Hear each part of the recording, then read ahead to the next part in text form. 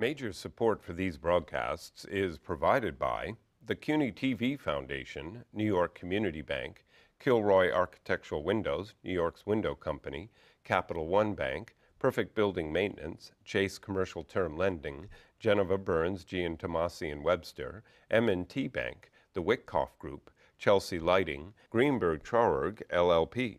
Additional support is provided by Ackman Ziff Real Estate, AKA Hotels, Corman Communities, Bank of America, Merrill Lynch, Bank Leumi, USA, Briarwood Organization, CBRE, Colliers International, NYC, Cushman & Wakefield, DDG, Douglaston Development, Levine Builders, Dime Savings Bank of Williamsburg, Eastern Union Funding, Flushing Bank, Friedman LLP, Herrick Feinstein LLP, Hersha Hospitality Trust, Investors Bank, New Banks, James D. Kuhn Real Estate Center at Syracuse University, James Orphanides, Centurion Holdings, John Katsimatidis, Red Apple Group, Margolin Weiner and Evans, Madison Realty Capital, Meridian Capital Group, Newmark Grubb Knight Frank, Popular Community Bank, SJP Properties, Sterling & Sterling, Stonehenge Partners, Urban American, and these friends.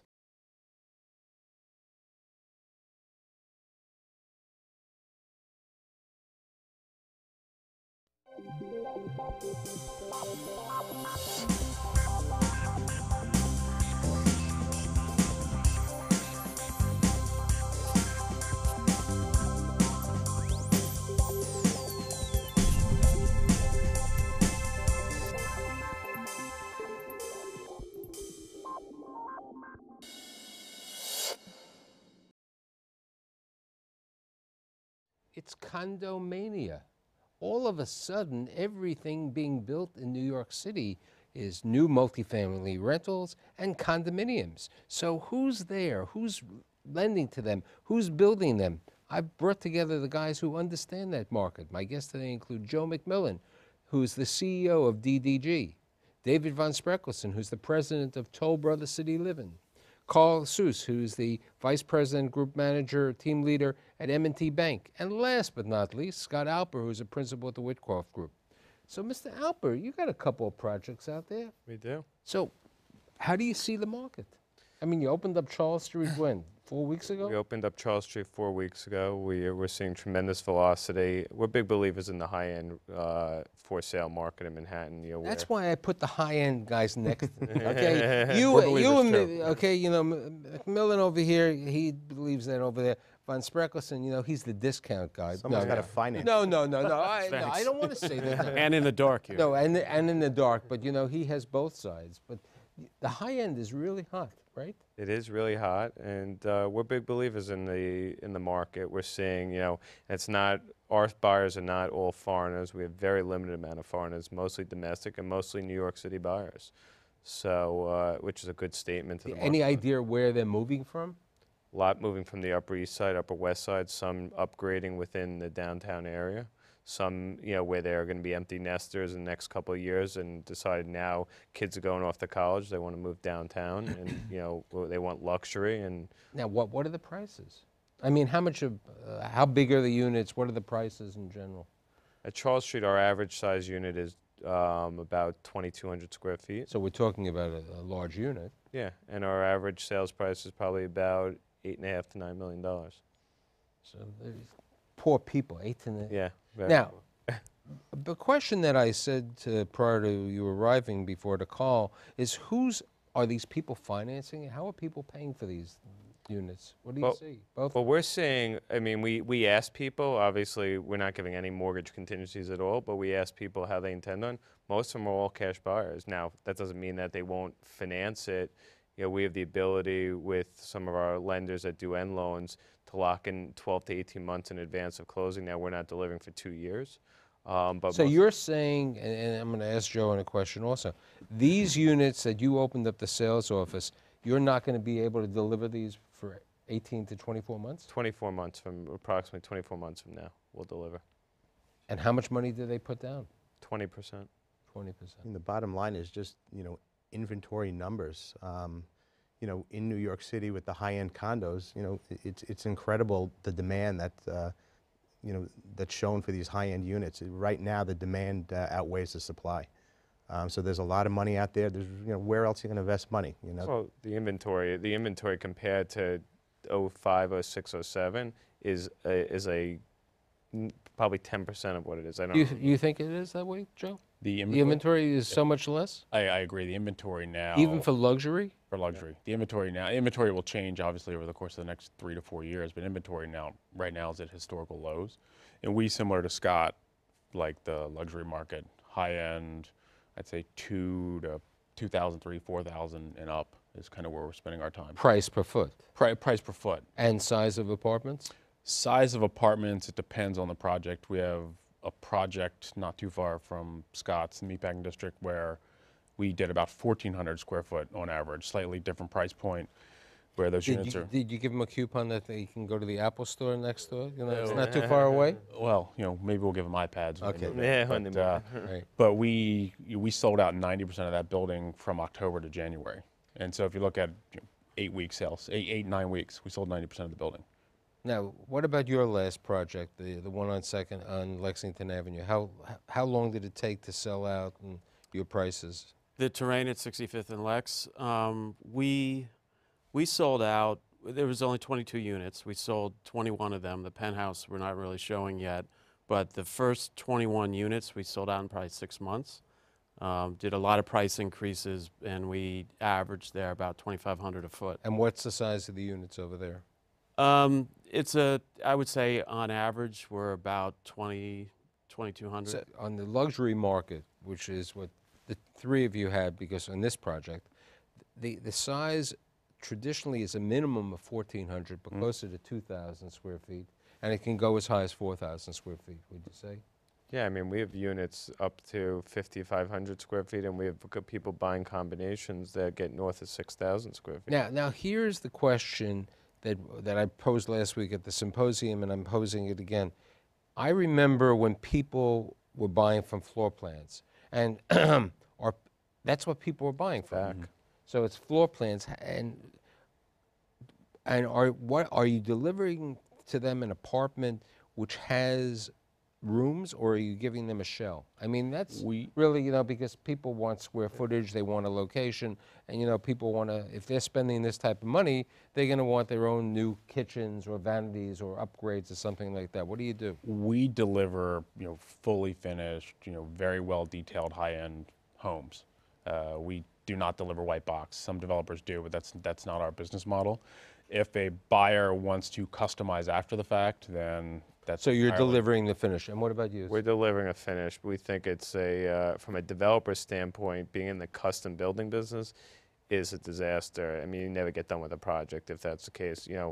The only thing we would do to some certain, depending on the buyer, is potentially deliver something raw, but we won't customize. We will deliver raws because they, just don't want the finishes. They want to come in. That's one thing, but we're not going to start specifying, this is what type of stone you want, this type of wood. That's, they can do that after closing. David? Yeah, we do the same thing. I mean, there was pressure early on because we came out of being a suburban home builder where everything is customization.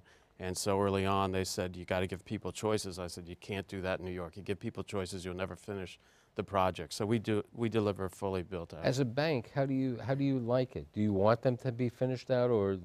Sure. The more pre-sales we can get up front, I think what's really driving it beside the demand is these gentlemen are selling a whole product. They're selling they're selling the unit.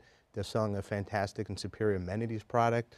They're selling great layouts of units that you can't get with existing product. So I think that's really what's driving, these pre-sales prior to even, putting foundations in and building these units in Let's full. talk about the amenities. What amenities are you putting in traditionally today in these units? Well, on Charles Street, we have 15,000 square feet of amenities, which includes a 75-foot pool, 3,000 square foot workout room, a kids' playroom, a men's and ladies' locker room with steam and sauna, plunge pool, hot tub, lounge, juice bar.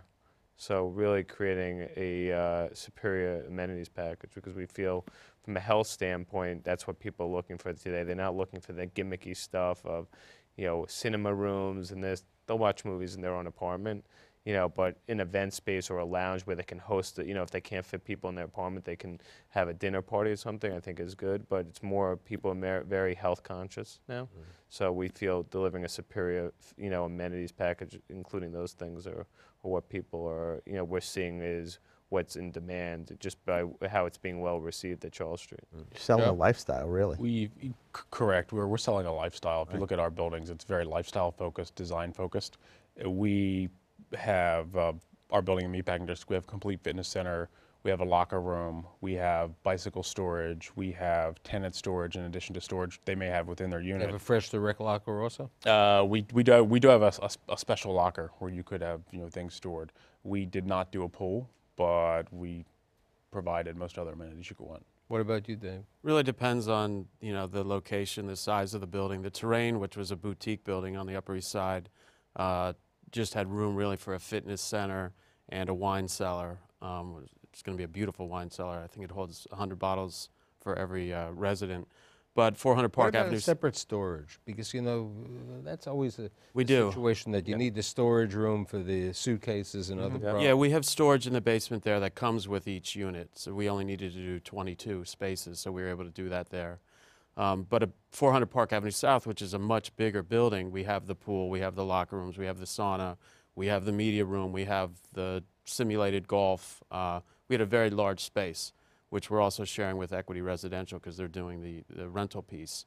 So it's a big unit. As a banker, what type of units, what do you want? You know, because here we have, and I know that you've financed 3 projects, you know, for Joe, and you've done a lot with Scott over here. But my question is, where do you see the market? Do you see the market being the $1,200 market? I mean, it's a tale of two cities in the market. Right. But which one, as the bank, do you feel more comfortable with? We've seen it both. We've seen the smaller units that are more affordable. You know, they sell quick just because they're affordable. You know, people are have the money, are looking for the bigger units, again, looking for the whole amenity package, looking for the lifestyle. You know, it's a different brand in a different location and, you know, a different ultimate buyer.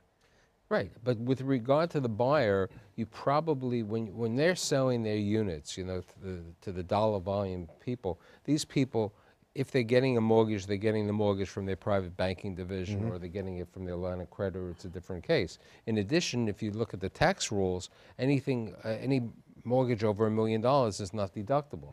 So these people, it's a different type of thing. While someone who might be buying, you know, perhaps on First Avenue when you go over there, or when you do the Brooklyn Bridge at a lower price point, there it's more, you have to worry about the contingency of getting the availability of the mortgages. Right, and that has opened up in the last couple of years, and correct me if I'm wrong in what you've seen, but there are banks that are out there now that are catering to this, and we are seeing that there are end loans available, you know, for these buyers who are looking for financing. Yeah, we never had, I mean, even in the worst of times, people were still able to get loans. We had to sell 450 apartments in Williamsburg, and we got through it. People were able to get end loans. Yeah, but you know, then there was a period of time that end loans was really... That was that period. That was that period where you had to have a certain percentage of the building in contract before Fannie was willing to back loans. And we were able to do it. You could do this PERS thing where you divided the building up into sections and showed that you had that percentage. So there was always a way to do it. And then there were these fringe lenders who were coming in and lending too. So here's a question. Charles Street is brand new construction. The Meatpacking District is brand new construction. The Tootsie Roll is not brand new construction. Warren is not brand new construction. 1107 is not brand new construction.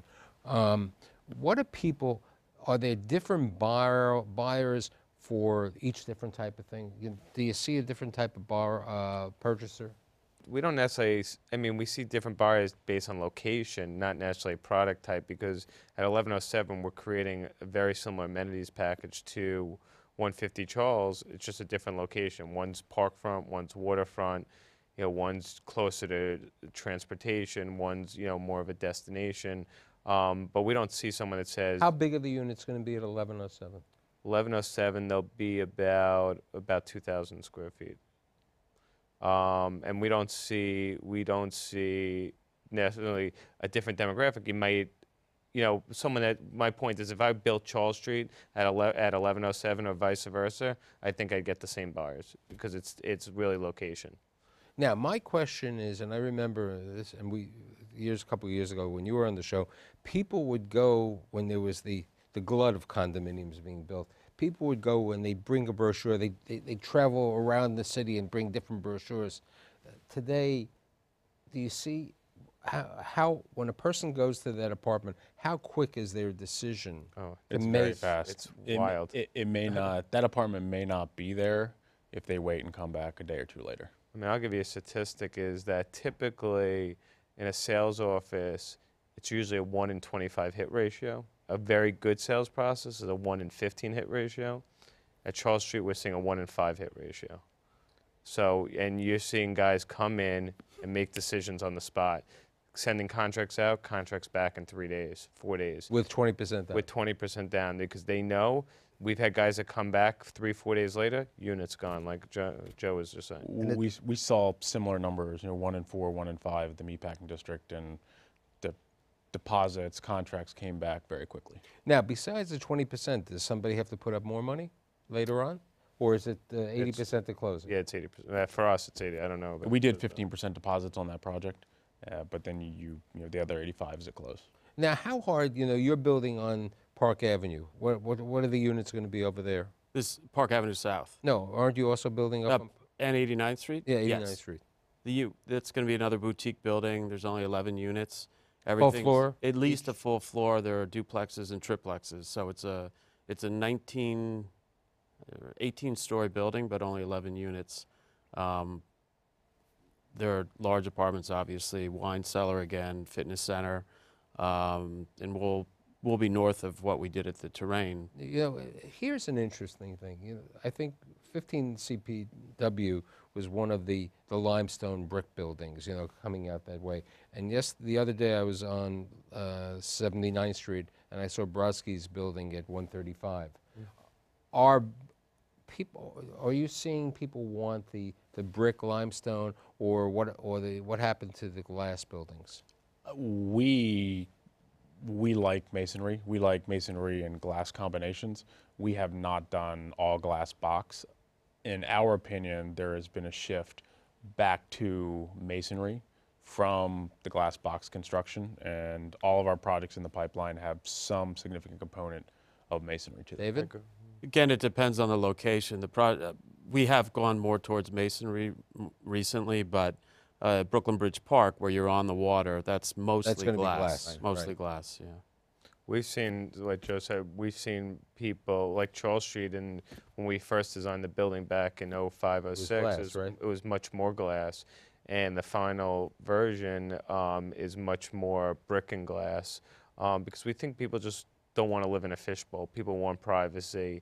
They want big expanses of glass for the light and air, but that, you want to build things that are more contextual with the neighborhood and not, like a Richard Myers Tower, which is just a glass box. I agree. It's more location driven. You really got to fit into the neighborhood. People want to live in a certain neighborhood. That's why they're coming here, and they wanted to acclimate to that neighborhood. And that relates. Who's buying? Who are the purchases? And you have all different categories, okay?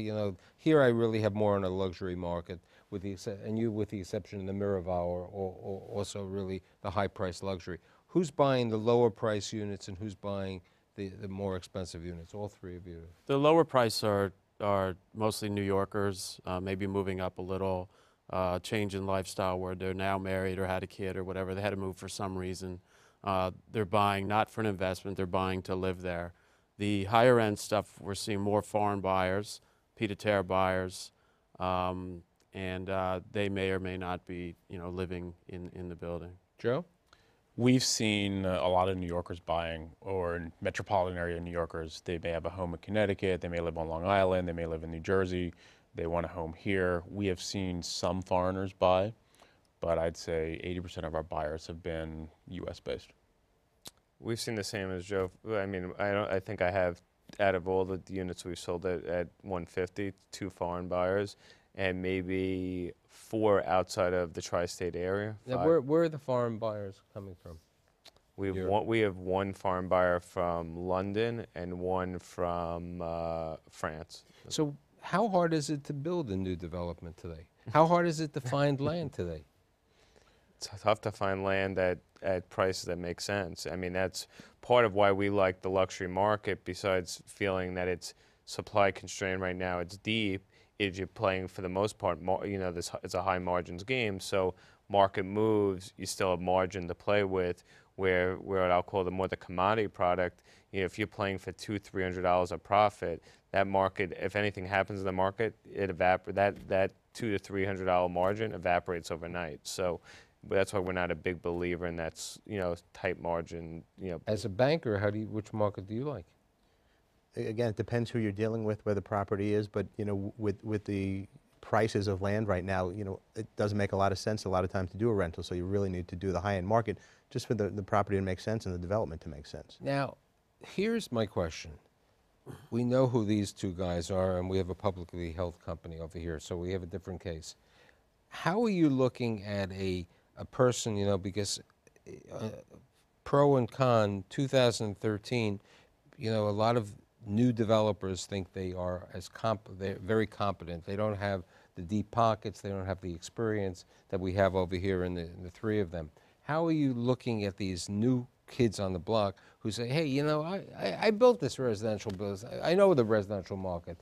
I'm going to build a condo. How do you look at them? Right now, and I'm not saying that he's too old now. Right. Because, okay. Yeah, right now the bank's perspective is, we're out there doing construction, we're out there doing ground up construction. We were doing it in 08, 09, and 10. We're doing it with the right people. We want to see experienced developers. We want to see deep pockets. We want to see someone who's done this before. The gentlemen on your panel have all done this, and they've all, are comfortable. When we say deep pockets, how much money, how much actual equity do we need in the deal? We're looking at right now for ground up, for even rehabs, you got about 40, 45, 50% equity in, and that's experienced buyers. Construction is risky. It's not easy. You have to have someone behind it, and you have to have someone with the wherewithal to get through problems if they run into. But now you bring up an interesting point on construction. You're developers. Mm-hmm. You're a developer. You don't have a construction company in-house. We do. Okay. Yeah, we do. We have our own. DDG is different in that we have a vertically integrated model. We, for our projects, have provided the capital. We haven't used with our base of investors. We have designed a lot of our product. We have built a lot of our product, and we actually property manage a lot of our product. And so the building in the Meatpacking District, Tootsie Roll, Tribeca, Bond Street, have all been done by us. They've been acquired, designed, and built by us. We've self-performed. We hold the contracts direct. We have our own construction management subsidiary. So you're building them, but you're not. We don't. I mean, we do. We have. You have the design. We have a full in-house construction department, but we use an outside GC that we GC it ourselves. Right, and you, David? We have a mix. We have a lot. We have about 6 or 7 projects going on right now. We don't have enough people in-house to build all the projects ourselves, but we did the Dumbo. We built Dumbo ourselves. We're doing 160 East 22nd Street ourselves. We're doing 89th and Park ourselves, but we're using a construction manager for Brooklyn Bridge Park, which is 500,000 square feet. It includes a hotel, which we haven't done before. And then 400 Park Avenue South, because we have a development partner on it, we ended up using Lend-Lease on that. As a banker, how do you look at that? I mean, a lot of banks would say, I really want a construction management over there, for oversight, or develop, We look at both, and both are important. Obviously, the developer is our first line. We look at them. That's really important to us. But the contractor also, that they have to shake out. They have to be experienced. They have to be bonded. We ask for GMPs. So the construction manager is just as important. But what about construction costs? Have they risen recently? They're still low. Have they risen? Yeah, they've definitely risen because there's obviously more projects in the pipeline now, more in construction, but they're still at lower than they were in 07. But if it continues at this pace, that's going to continue to evaporate. You've seen the material costs go up also? We've seen double-digit percentage increases over the course of the last 12 to 18 months. Is it certain items that are going up relative to other items, or just in it's general? Just margin, guys. It's more profit. It's like these guys were working to cover payroll, and now they're working for profit. They're looking to make back what they didn't make over the last 3 to 4 years. But we've seen it across the board, not in one particular line item. It's been across the board. Costs have increased. Yeah. So where are the opportunities? Are there opportunities, as we said, there's a limited amount of land, there's a limited site, okay? Where do where are you going to go? You know, you're going up to like 90th Street, and you know, you and Steve had your roots, you know, in Harlem and Inwood. Do you see a luxury market perhaps in Harlem today?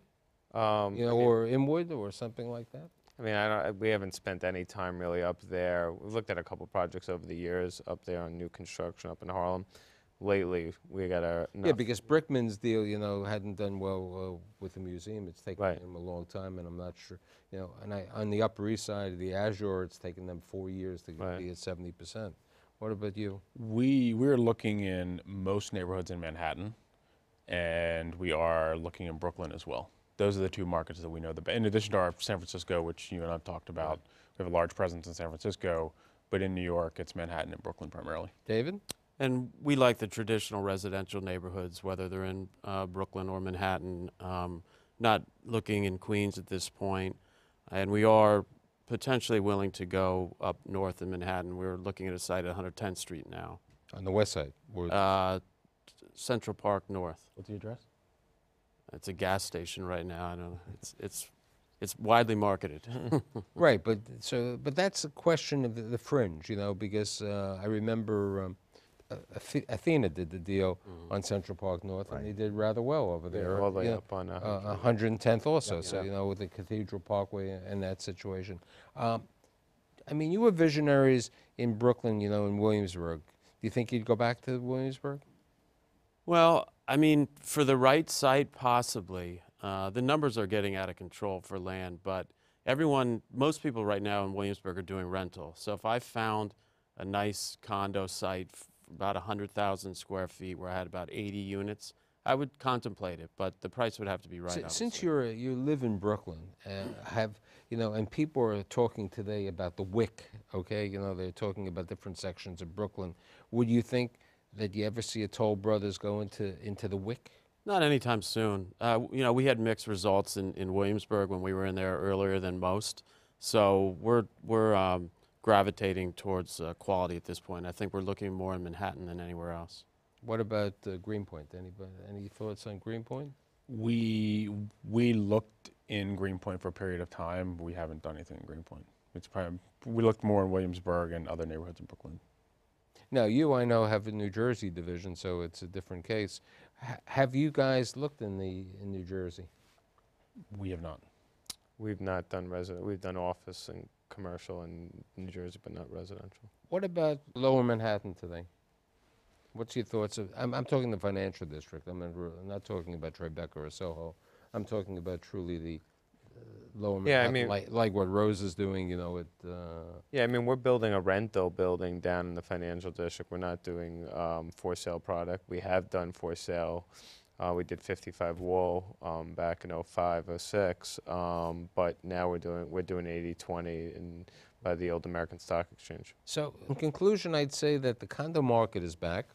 There's a price point for everything. There are banks like M&T and Bank of America, and Wells Fargo who are lending over there. And with low interest rates, people are going to continue, and people want to be in New York. And I'd like to thank Joe McMillan, David Von Sprekelsen, Carl Seuss, and Scott Alper. And I'll see you next week.